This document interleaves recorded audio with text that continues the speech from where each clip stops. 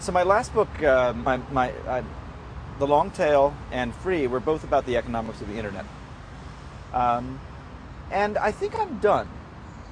I think, when it comes to the economics of the internet, I think I pretty much said what I want to say. I think the next book, and I've already published the preview of it, is about taking the lessons from the internet and applying it to the real world. So what the internet showed us was a new way to innovate, a new way to collaborate, a new way to organize. It wasn't necessarily built around companies or traditional structures. And it's incredibly powerful, open source and Wikipedia and all that. But the real world is the real game. The real world is much larger.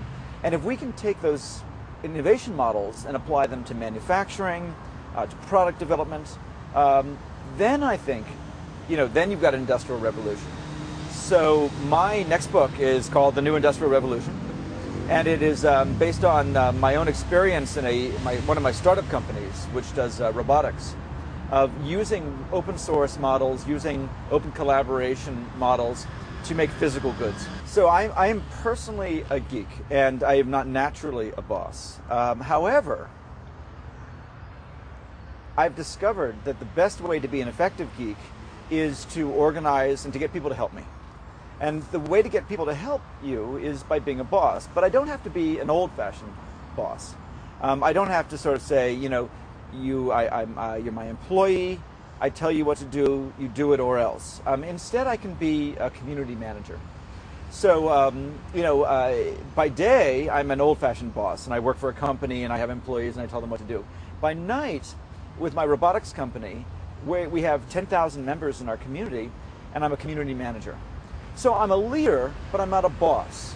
I can encourage them and sort of steer them and incentivize them to do amazing things, but I can't fire them. I can't tell them what to do. I can't ask them to do things they don't want to do. So I think the distinction between boss and community manager is really the kind of the future of leadership. The role of the CIO is changing dramatically. 10 years ago, the role of the CIO was to provide technology to the users. Something happened over the last decade, and the role of the CIO came into depriving users of technology. It used to be that the only way you could use a computer and software is if someone gave it to you at work.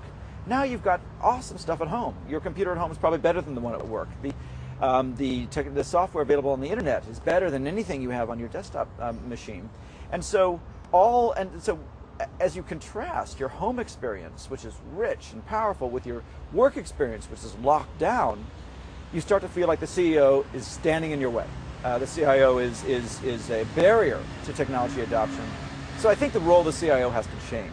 And rather than providing people with technology, their question is, can you lead them into using the technology well? Can you take their instinct to use new technologies and find ways to apply that to their day jobs? Can you be an evangelist for the web rather than an enemy of it? I think about the sort of evolving role of the CIO in my own life by my desk. On my desk there are two Ethernet cables. One of them is a black wire, and this is the corporate network.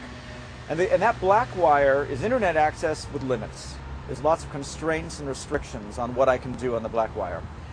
I also have a white wire, and that white wire is a DSL drop to the wide open internet, and there's no restrictions. And the question is, if I can choose between the two, why would I ever choose the black one? Now my company wants me to choose the black one because it has legal liabilities. It doesn't want to it doesn't want viruses on my machine. It wants to back up my email. It wants to control what I'm sending out and to know what I'm sending out. But I don't want to use the black wire. I want to use the white wire. And I think that increasingly, whether it's wireless, Wi-Fi, 3G, or cell phones, all of us have that choice. Black wire or white wire. The white wire reflects the internet and what we want. The black wire reflects the corporate network and what our bosses want. And we live in a world where we have to sort of reconcile the two. And the challenge for CIOs is, how do you make the black wire attractive enough so that I'll use it again?